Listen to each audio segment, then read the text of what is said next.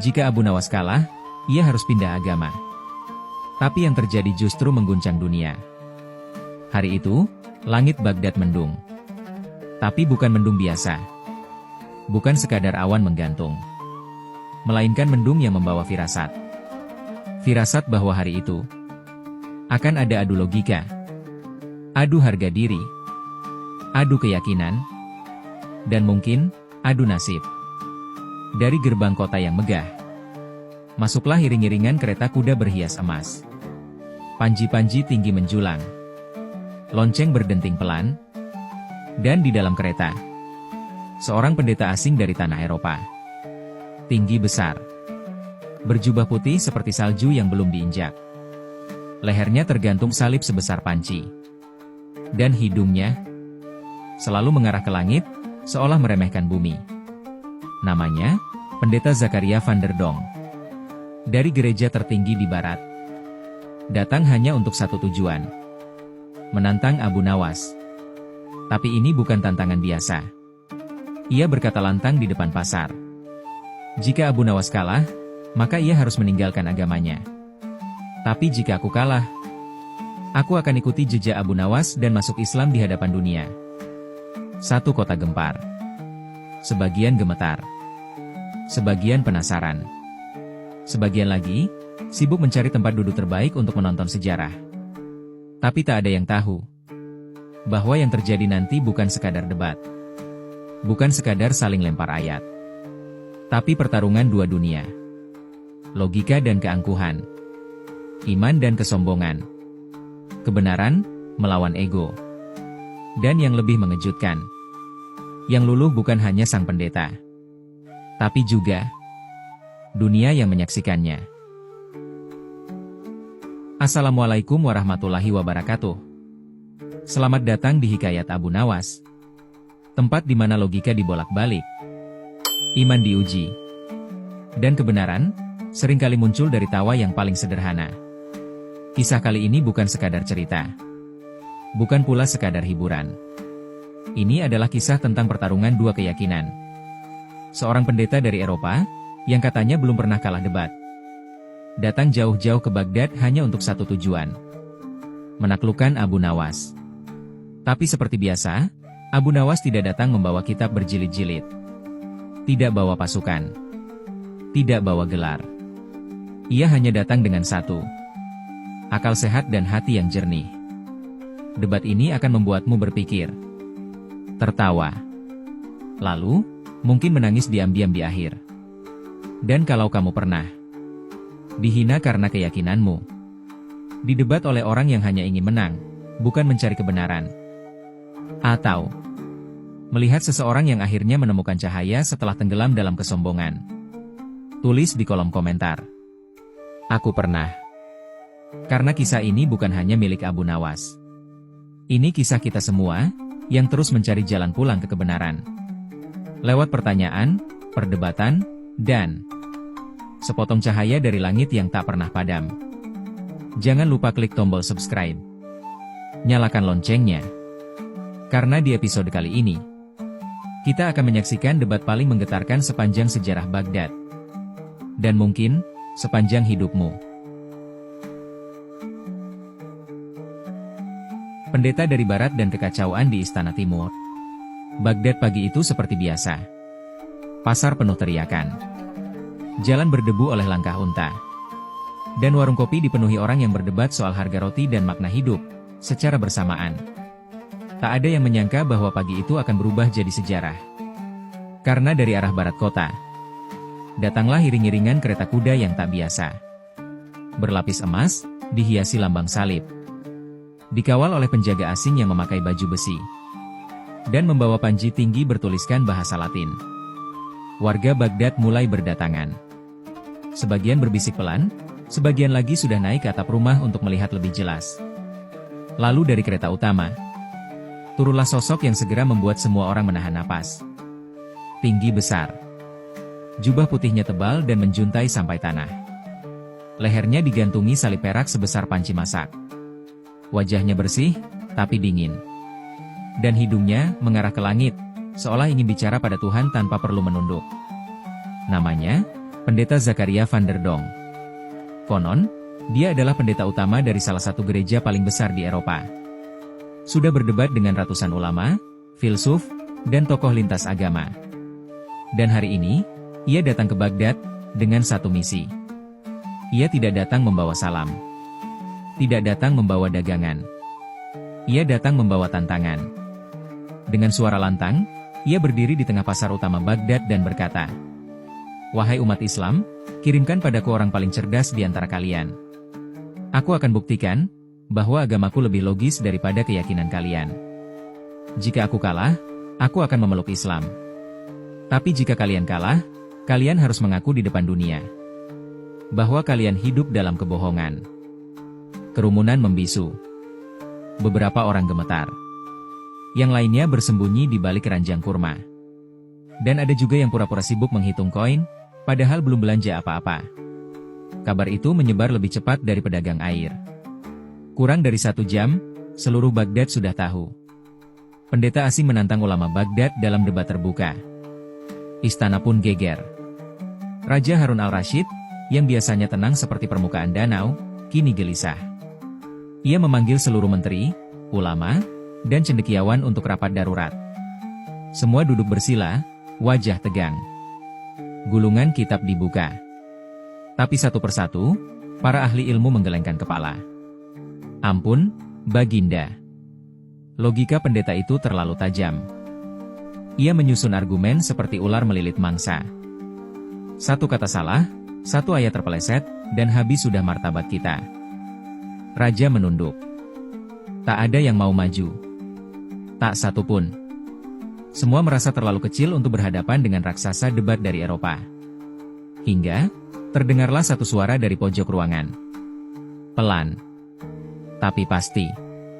Kalau hanya meladeni orang yang sok pintar. Serahkan saja padaku. Semua kepala menoleh.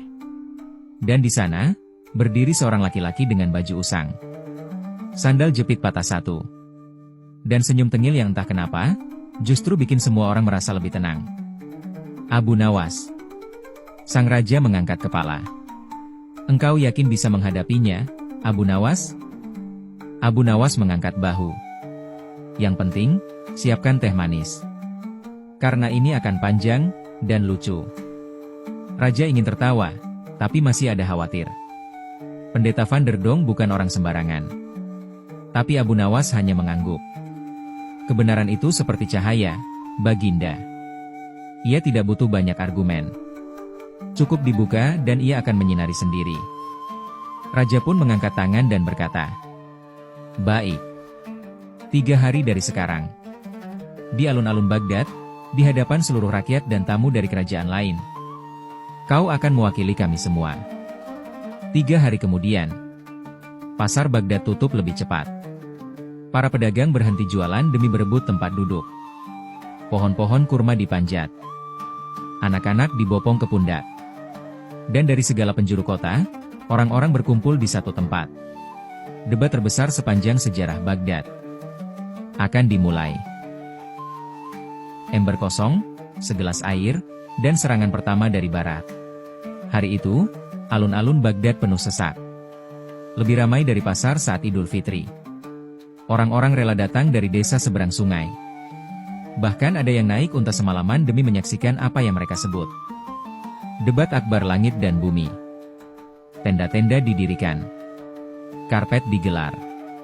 Penjual kacang rebus dan roti pipih panen besar-besaran. Dan di bawah pohon kurma tertua di Baghdad, seorang lelaki tua berdoa sambil berkata, "Ya Allah, lindungi lidah Abu Nawas, sebagaimana Engkau lindungi Nabi Musa dari lidah Fir'aun." Kemudian dari arah barat alun-alun, muncul iring-iringan megah. Kitab-kitab tebal dibawa oleh pembantu-pembantu muda. Gulungan perkamen, papan tulis kayu, pena dari perak. Dan bahkan piala emas kosong, disiapkan seolah pendeta sudah menang sebelum mulai. Zakaria van der Donk, sang pendeta, naik ke panggung dengan langkah lambat tapi penuh rasa menang. Ia memandangi rakyat Baghdad seperti seorang guru memandangi murid-murid yang bodoh. Lalu dari sisi timur, datanglah Abu Nawas. Tidak di atas kuda. Tidak dikawal pengawal. Hanya seorang diri. berjalan santai. Dengan baju kusut, sorban miring, dan satu ember kosong di tangan kiri, serta segelas air bening di tangan kanan. Pendeta melihat itu, lalu mendengus. "Mana kitab sucimu?" tanyanya meremehkan. Abu Nawas tersenyum. "Kitab suciku tak perlu kubawa, karena ia ada di hati. Dan sisanya cukup kubawa di kepala." Sorakan kecil mulai terdengar dari penonton. Pendeta tak senang. Ia mengangkat tangan, dan berkata dengan nada penuh tantangan, "Mari kita mulai. Aku akan tanya satu pertanyaan sederhana. Jika Tuhanmu itu satu, tidak beranak, dan tidak diperanakan, mengapa dalam kitab kalian, Tuhan sering menyebut dirinya dengan kata, 'Kami'?" Suasana alun-alun langsung hening. Beberapa orang bahkan menahan napas. Pendeta tersenyum puas, yakin bahwa ia sudah menciptakan jurang logika. Tapi Abu Nawas hanya duduk di lantai panggung, meletakkan ember kosong di sampingnya, mengangkat gelas air perlahan, lalu meneguk sedikit. Setelah itu, ia menatap pendeta dan menjawab, "Wahai pendeta, kata, 'kami', itu bukan berarti Tuhan lebih dari satu. Itu adalah bahasa keagungan. Sama seperti ketika seorang raja berkata, 'Kami titahkan.' Padahal yang bicara hanya satu orang. Itu bukan tentang jumlah.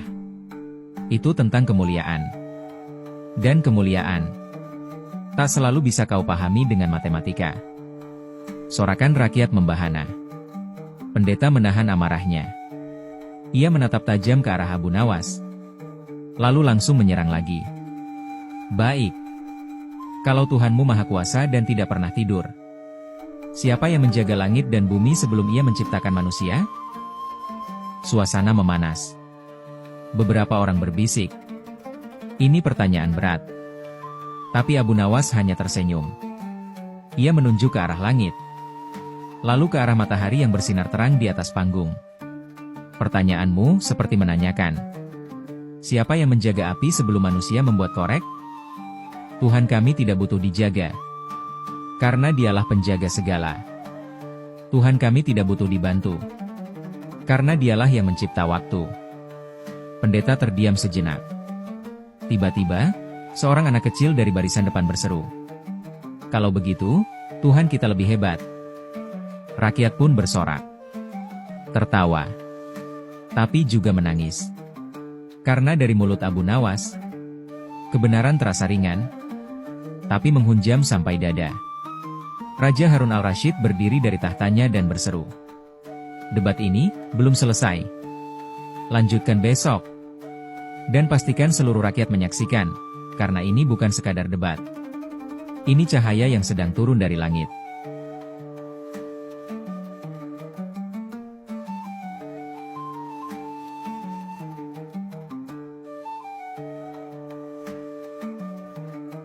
Ember kosong, segelas air, dan pelajaran tentang wadah. Pagi hari kedua. Matahari belum sepenuhnya naik. Tapi alun-alun Baghdad sudah seperti lautan manusia. Orang-orang datang lebih awal dari kemarin. Bawa tikar, termos, kacang rebus, dan harapan besar bahwa hari ini, mereka akan menyaksikan lagi bagaimana kebenaran dikalahkan. Bukan dengan marah, tapi dengan tawa dan akal sehat. Pendeta Van der Dong datang lebih awal. Wajahnya tegang. Kitab-kitabnya lebih banyak. Ia membawa gulungan tambahan, bahkan peta-peta tua tentang sejarah dunia. Tapi matanya terlihat letih. Sementara dari sisi seberang, Abu Nawas datang dengan langkah ringan. Masih membawa ember kosong dan segelas air. Wajahnya santai. Bajunya masih kusut. Dan ia sempat menyapa penjual roti di pinggir panggung sebelum naik ke atas. Pendeta tak tahan. "Hei Abu Nawas," teriaknya, "apakah kau tidak menganggap debat ini serius?" Abu Nawas mengangkat gelas airnya dan menjawab, "Justru karena aku serius, aku harus tetap santai. Karena kebenaran tak perlu dibela dengan urat leher. Tapi cukup dengan satu hati yang tenang." Pendeta menggeram. Ia membuka debat dengan satu pertanyaan. Jika Tuhanmu tidak butuh bentuk, bagaimana Dia bisa dekat dengan manusia? Bukankah Tuhan yang tak bisa dilihat itu jauh dan tidak peduli? Semua menahan napas. Pertanyaan ini berat. Menggoda secara emosional. Abu Nawas tidak menjawab langsung. Ia duduk di lantai panggung, meletakkan gelas di samping ember kosong. Lalu ia menuang air itu perlahan ke dalam ember. Airnya hanya sedikit, setengah gelas. Tapi suara air jatuh ke dasar ember hening itu, terdengar oleh semua yang hadir. Lalu Abu Nawas berkata, "Air ini, tetaplah air. Tapi jika kutuangkan ke gelas, ia berbentuk gelas. Jika ke kendi, ia berbentuk kendi. Jika ke danau, ia tak berbentuk. Tapi tetap air. Begitu pula Tuhan. Ia tidak butuh bentuk. Tapi ia dekat, karena dia memenuhi semua wadah. Bukan wadah jasmani, tapi wadah hati." Suasana hening. Seseorang dari barisan penonton tiba-tiba berseru, "Allahu Akbar." Dan orang lain menyusul. Air tetap air. Dan Tuhan tetap Tuhan. Pendeta tampak terguncang. Tapi masih berdiri. Ia bertanya lagi. "Lalu, jika Tuhanmu begitu dekat, mana buktinya? Apa yang membuktikan Tuhanmu ada? Kita tidak bisa melihatnya, bukan?" Abu Nawas berdiri. Ia menunjuk ke arah matahari yang mulai naik perlahan di langit Baghdad. "Kau lihat matahari itu?" "Tentu." "Kau bisa menatapnya lama-lama?" "Tidak." "Tapi kau tahu ia ada?" "Ya." "Begitu juga Tuhanku. Tak bisa kutatap dengan mata ini. Tapi kurasakan hangatnya di dada." Penonton meledak. Ada yang bertepuk tangan. Ada yang menangis. Ada yang memeluk temannya tanpa alasan jelas. Karena logika Abu Nawas, tidak melawan, tapi menenangkan. Pendeta terdiam. Ia ingin membalas. Tapi tenggorokannya tercekat. Lalu ia berkata pelan, "Kita lanjutkan besok." Dan turun dari panggung dengan langkah yang lebih pelan dari sebelumnya. Malam itu, Pendeta Van der Donk tidak makan malam. Ia duduk di kamarnya yang mewah, menatap salib di lehernya. Ia mencoba membaca kitab sucinya. Tapi makin ia baca, makin banyak pertanyaan muncul. Di sudut kota Baghdad, Abu Nawas duduk di warung kopi. Dikelilingi orang-orang yang bertanya, "Wahai Abu Nawas, kenapa engkau begitu tenang?" Abu Nawas tertawa. "Karena kebenaran, seperti matahari. Tak butuh aku membelanya. Aku hanya perlu menyingkap awan."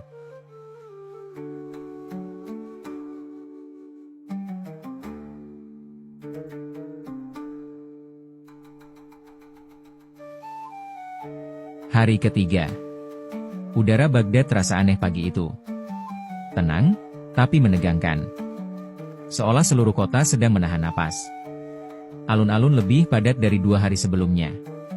Tidak hanya warga Baghdad. Datang pula utusan dari negeri tetangga, para ulama, para pedagang asing, bahkan penulis sejarah yang datang hanya untuk mencatat. Apa yang terjadi jika Abu Nawas kalah? Tapi di hati banyak orang, mereka tahu, yang akan kalah bukan Abu Nawas. Tapi mungkin, kesombongan itu sendiri. Pendeta Van der Donk datang dengan wajah berbeda. Tak seangkuh kemarin. Tak sesegar biasanya. Ia datang terlambat. Matanya sembab. Jubahnya tidak serapi sebelumnya. Dan untuk pertama kalinya, ia duduk sebelum dipersilakan. Lalu perlahan berdiri dan berkata, "Hari ini aku hanya ingin satu pertanyaan. Dan jika kau bisa menjawabnya, maka aku akan menepati janjiku. Pertanyaanku, jika Tuhanmu itu benar, dan hanya satu, mengapa ada begitu banyak agama di dunia ini?" Penonton menegang. Bahkan Raja Harun al-Rashid memiringkan tubuhnya ke depan. Abu Nawas berdiri. Tidak terburu-buru. Ia menatap seluruh penonton terlebih dulu. Lalu matanya beralih ke langit. Langit cerah. Dan di sana, tampak sebuah pelangi kecil yang melengkung lembut di sisi barat Baghdad. Abu Nawas menunjuk ke sana dan berkata, "Wahai pendeta, kau lihat pelangi itu?" "Tentu." "Pelangi itu berasal dari apa?" "Dari cahaya matahari." Tapi warnanya banyak? Iya. Apakah kau akan mengatakan bahwa matahari itu banyak, hanya karena pelanginya berwarna-warni? Tentu tidak. Begitu juga dengan agama. Agama sejatinya satu. Tapi manusia, melihatnya dengan mata berbeda. Dengan hati berbeda. Dan, menafsirkannya dengan ego yang berbeda. Penonton menunduk. Bukan karena bosan. Tapi karena hati mereka mulai pecah. Abu Nawas melanjutkan. Tuhan tidak membingungkan kita. Kitalah yang membingungkan diri sendiri. Kita ubah wahyu jadi alat kuasa. Kita ubah cinta jadi perang. Kita ubah cahaya jadi senjata. Padahal, cahaya tetaplah cahaya. Ia menyinari siapapun yang mau membuka jendela. Pendeta Van der Donk terdiam. Kakinya goyah. Tangannya gemetar. Dan dari sudut matanya, jatuh satu tetes air mata. Ia berlutut perlahan. Lalu duduk. Lalu menutup wajahnya dengan kedua tangan. Tangisnya pecah. Tanpa suara. Tapi lebih keras dari 1000 argumen. Abu Nawas hanya diam. Ia tidak mengejek. Tidak tersenyum menang. Ia hanya menunduk. Dan mengangkat gelas airnya. Air yang sejak hari pertama tidak pernah habis. Air yang ia bawa bukan untuk diminum. Tapi untuk menyiram hati yang mulai mengering karena kesombongan.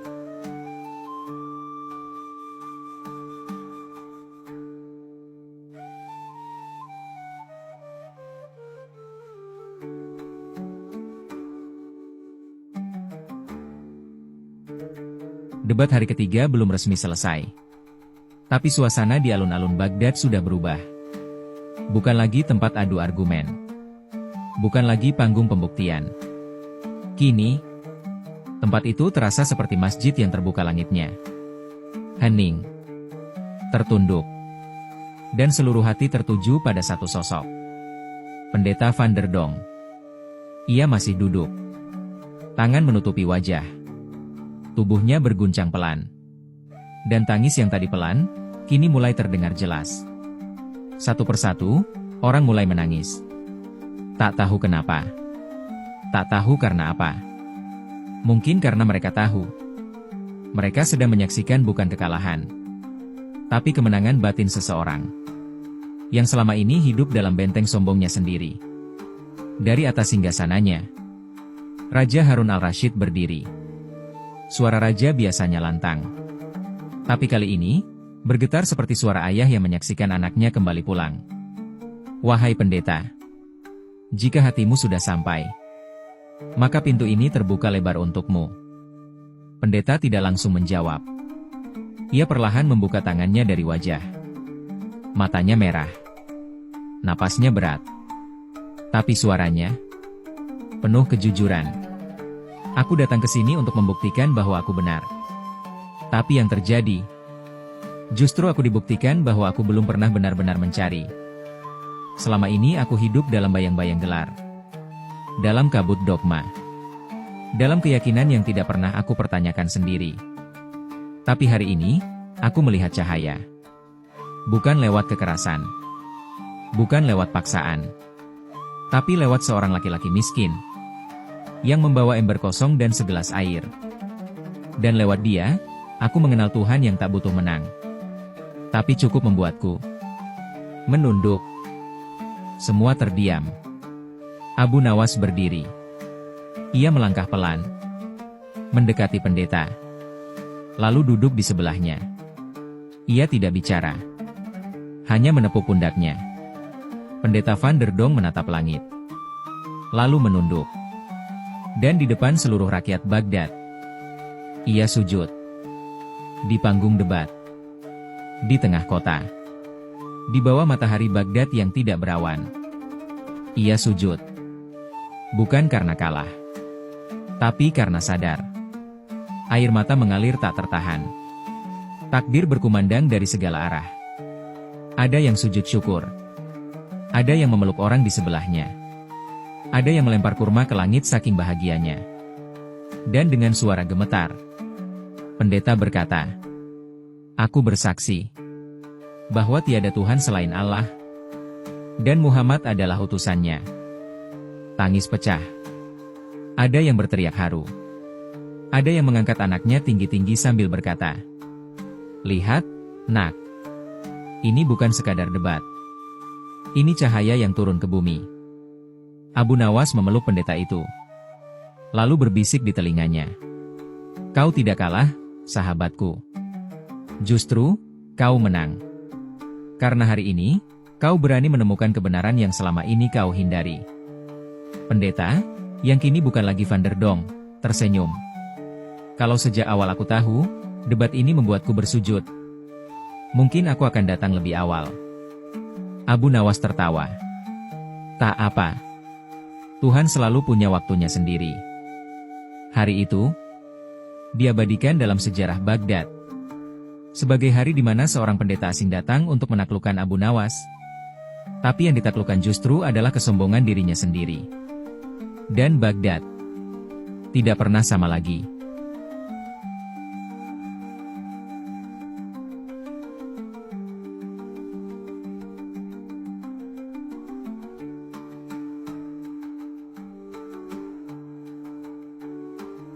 Kabar tentang pertobatan Van der Donk menyebar seperti angin gurun yang tak bisa dihalangi.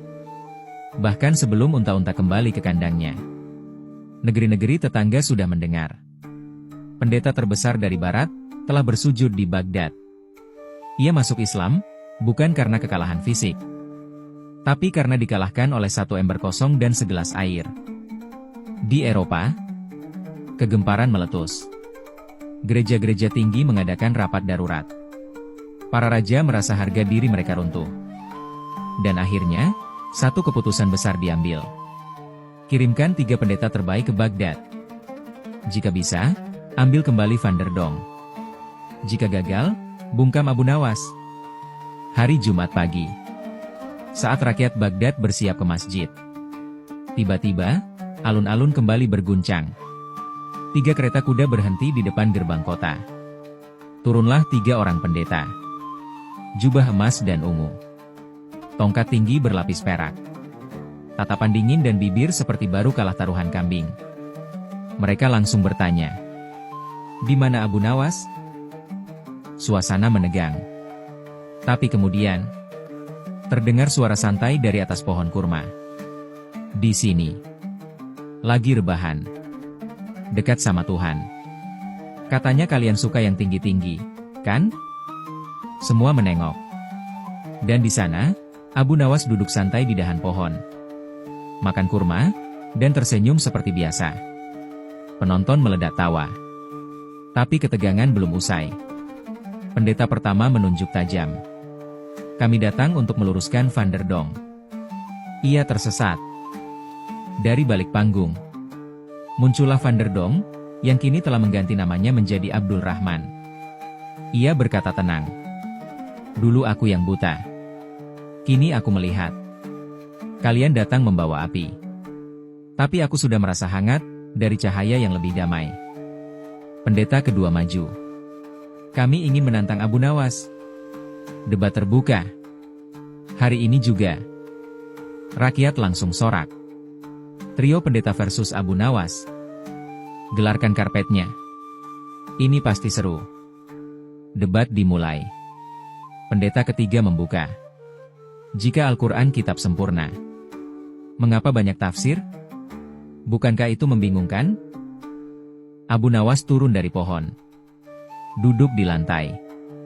Ambil 1 pisang. Kupas.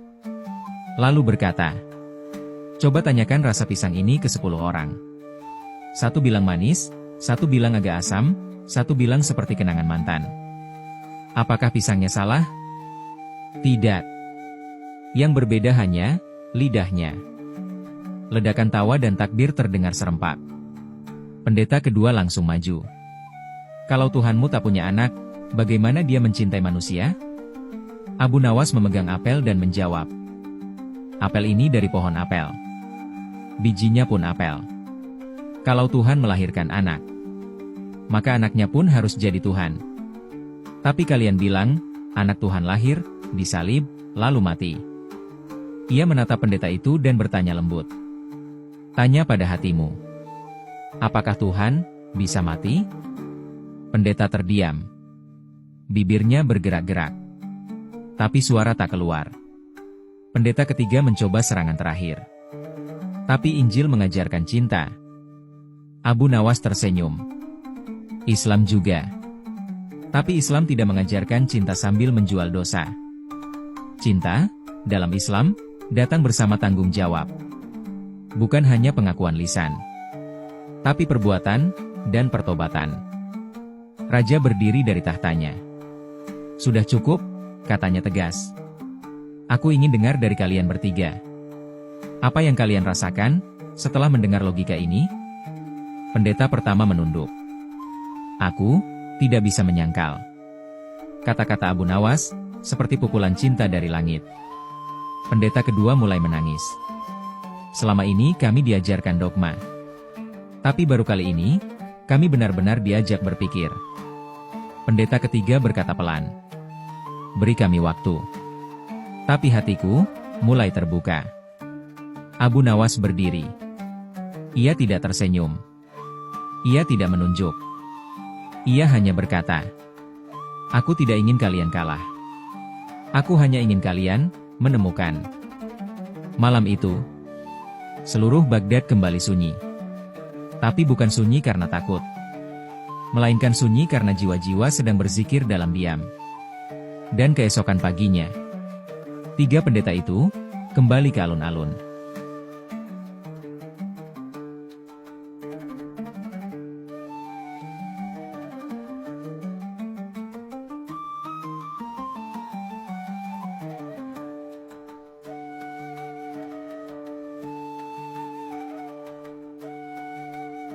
Pagi itu, Baghdad masih dibalut keheningan. Tapi bukan keheningan takut. Bukan pula keheningan bingung. Melainkan keheningan orang-orang yang sedang bersiap menyaksikan keajaiban lanjutan dari cahaya kemarin. Tiga pendeta yang kemarin datang penuh arogansi. Kini muncul kembali di alun-alun. Tapi mereka berbeda. Tak lagi mengenakan jubah emas. Tak lagi membawa kitab atau tongkat. Tak lagi mendongakkan kepala. Mereka datang dengan pakaian sederhana, langkah pelan, dan kepala tertunduk. Seluruh rakyat Baghdad berkumpul lagi. Tak ada pasar, tak ada dagangan. Hari itu, semua hati seolah diarahkan ke satu panggung kecil, tempat di mana kebenaran sebelumnya menetes perlahan, dan kini siap membanjiri jiwa-jiwa. Raja Harun al-Rashid keluar dari istana. Ia berdiri dan berseru. Wahai tamu dari barat, apakah kalian datang untuk menantang, atau untuk mencari? Pendeta pertama menjawab. Kami datang bukan lagi untuk membantah, tapi untuk menyerahkan diri. Pendeta kedua melanjutkan. Semalam kami tak bisa tidur. Bukan karena kalah, tapi karena hati kami akhirnya berani bertanya. Dan untuk pertama kalinya, tidak kami jawab dengan sombong. Pendeta ketiga meneteskan air mata. Kami bersaksi hari ini bahwa tiada Tuhan selain Allah, dan Muhammad adalah utusannya. Takbir menggema. Tangis pecah di mana-mana. Ibu-ibu memeluk anaknya. Ayah-ayah menatap langit dengan mata basah. Anak-anak ikut sujud walau belum tahu apa arti semua ini. Bahkan seekor unta istana yang biasanya duduk malas di dekat taman, meneteskan air mata.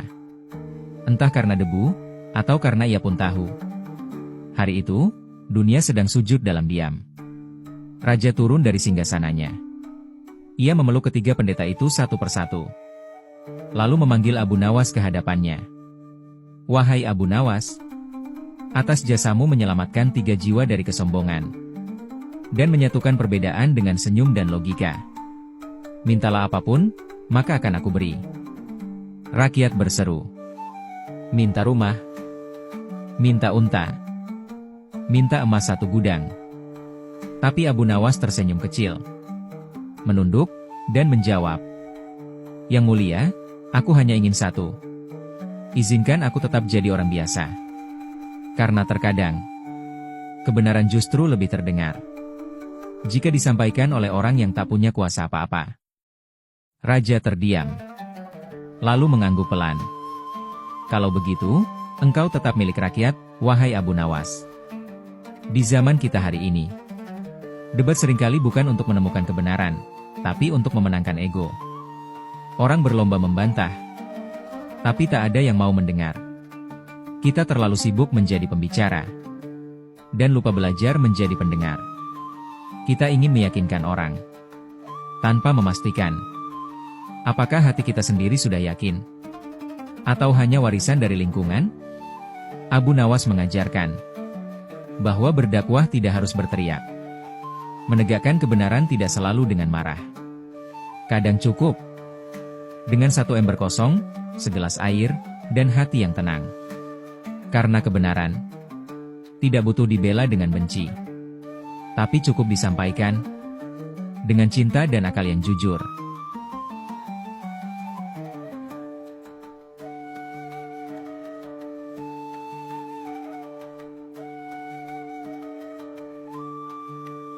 Sahabat semua, itulah kisah ketika Abu Nawas berhadapan dengan pendeta sombong dari barat.